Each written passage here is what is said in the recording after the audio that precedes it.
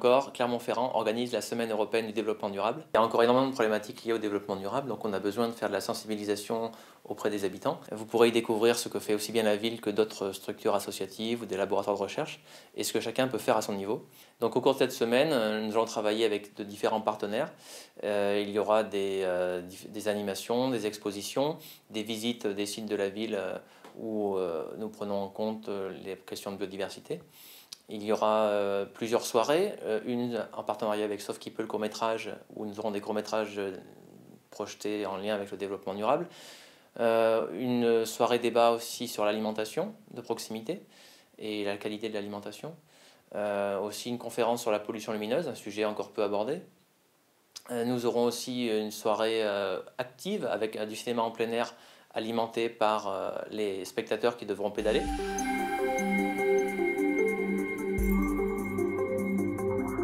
On va mettre en place 3 animations. Donc une première qui va se dérouler à la Maison de l'Habitat, qui consiste à ouvrir notre matériothèque et à mettre un peu plus en valeur tout ce qui est écomatériaux, donc que ce soit du chanvre, de la paille, du lin, etc. Une deuxième animation qui aura lieu le 31 mai, toujours à la Maison de l'Habitat, où là en fait on va organiser un quiz en partenariat avec le CPIE.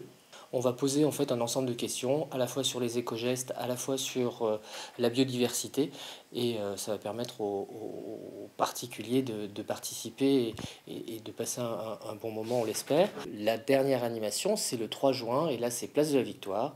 Donc ça commence à 18h30 avec un vélo jukebox. Dont l'objectif est de démontrer que on est en capacité de produire de l'électricité à la force du mollet, simplement pour démontrer que l'électricité est une énergie qui coûte cher, un sur la facture et deux à produire. Donc ça c'est une première animation qui est ouverte à tout le monde avec le principe de pédaler pour produire de l'électricité avec des petits messages qui seront diffusés par le DJ et en présence de l'ADIL 63 qui pourra conseiller sur les économies d'énergie potentiellement réalisables. Deuxième session à partir de 21h30, toujours sur la place de la Victoire, toujours avec plusieurs racks de vélos, des racks de vélos avec des vélos de toute taille, pour jeunes et plus âgés, avec pour objectif de visionner le film Le Lorax, qui parle de l'amenuisement de ressources naturelles, notamment des arbres, un petit film d'animation avec derrière un message fort en matière de préservation de l'environnement.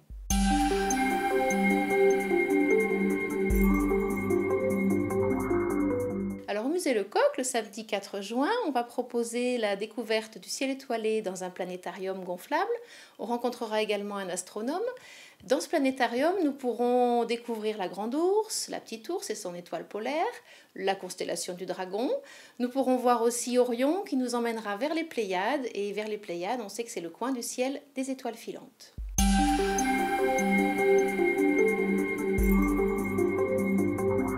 Le vélo est particulièrement important dans la semaine du développement durable car c'est vraiment un moyen durable de se déplacer en ville.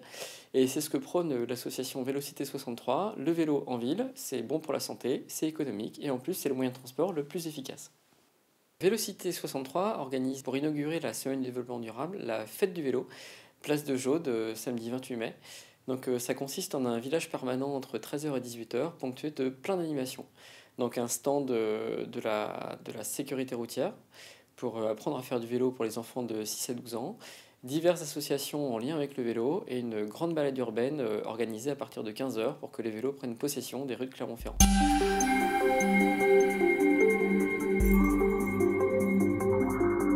La semaine du développement durable, c'est surtout une semaine qui est consacrée à l'environnement dans nos campagnes, mais aussi dans nos villes, en particulier la ville de Clermont-Ferrand, qui fait un grand effort depuis plusieurs années pour bien montrer à son public, à ses habitants, à ses citoyens, l'intérêt de vivre dans un environnement préservé, avec une biodiversité toujours meilleure.